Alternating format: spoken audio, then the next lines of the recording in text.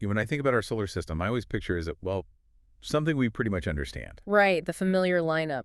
Yeah. Mercury, Venus, Earth, Mars. Then the big guys, Jupiter and Saturn. And the ice giants way out, Uranus and Neptune, all neat and tidy. Exactly. But what if that tidy picture isn't quite complete? Uh-huh.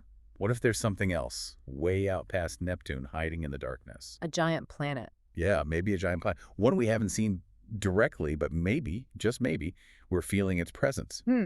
Intriguing. So today, that's what we're diving into, this cosmic hunt for a potential phantom, the search for Planet 9. It's a fascinating search. It really is. For ages, we felt pretty sure we'd mapped everything, found all the major players out there. Yeah, the inventory seemed complete, more or less. But then in recent years, something started to look a bit off. With the data coming back. Exactly. Scientists were looking at these really distant, icy objects out in the Kuiper Belt, way, way beyond Neptune. Okay, these trans-Neptunian objects, or TNOs. Right.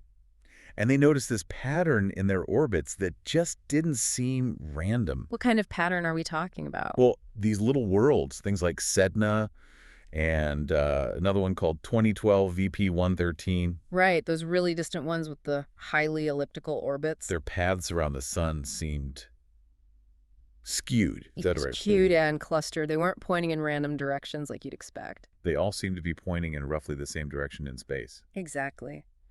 And their closest approach to the sun, their perihelion, was also similarly tilted.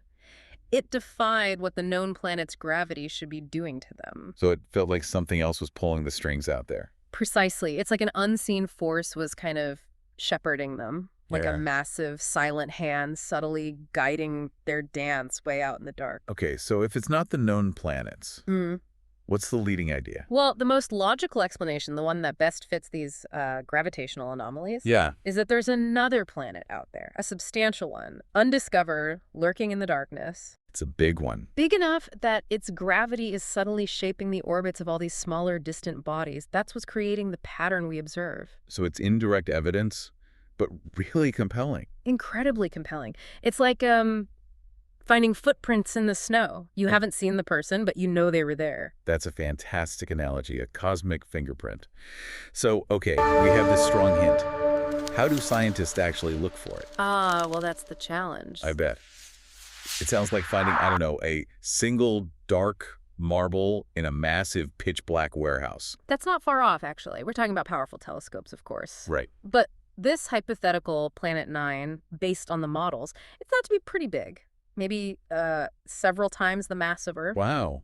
Maybe even like Uranus or Neptune? Possibly. Comparable, perhaps. But here's the catch. The distance. Exactly. It's immense distance. It could be hundreds of times farther from the sun than Earth is. Hundreds of times. Okay, so sunlight out there is incredibly weak. Vanishingly faint, so any light reflecting off its surface back towards us would be incredibly dim. Making it just exceptionally hard to spot directly. Extremely difficult. So you can't just, point a telescope randomly and hope for the best. So what's the strategy then?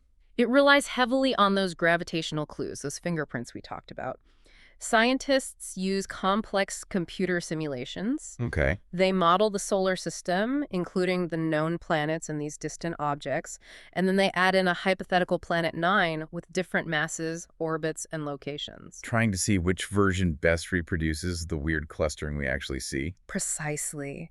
They analyze the subtle gravitational tugs on the known objects and try to predict where this elusive giant might be hiding. So the models narrow down the search area. Hopefully, yes. Yeah. Then you target those areas with powerful survey telescopes.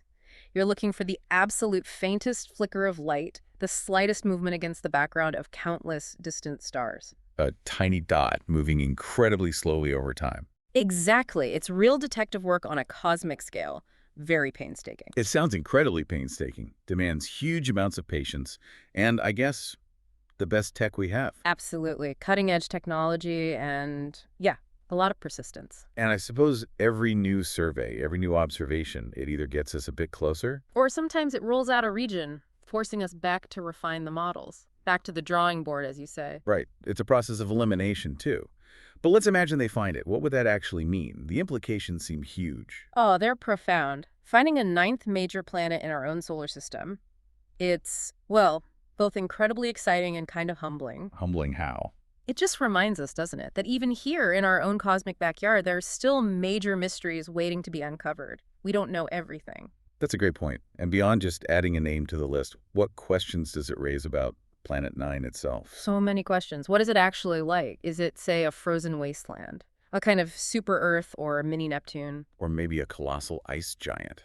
Could be. Maybe one that got kicked out from closer to the sun way back when the solar system was forming. That early period was pretty chaotic. So it might not have formed way out there. That's one possibility.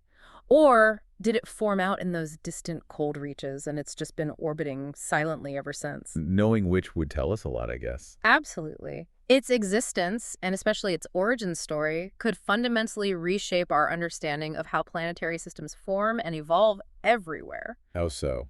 Well, if it was ejected, for instance, it suggests planetary migration and gravitational billiards might be more common, more dramatic than we thought in system formation. Making early solar systems potentially much more violent places. Exactly. It challenges our neat models. Finding it would tell us so much more about the conditions at the very edge of our solar system. That's a frontier we're really only just beginning to properly explore. It really pushes the boundaries of our knowledge. So the hunt goes on. It does, relentlessly. And with every year, every new telescope survey pointed out into that darkness. We get a little closer, either to finding this ghostly giant, or maybe finding another explanation for why those distant objects dance the way they do. The mystery remains. We're now, yes. Well, until we have that answer, it's fascinating to think about, isn't it? Just let your imagination wander out there to that maybe planet, that unseen world. Silently orbiting our sun way out in the vast cosmic night. Makes you wonder what else is hiding out there.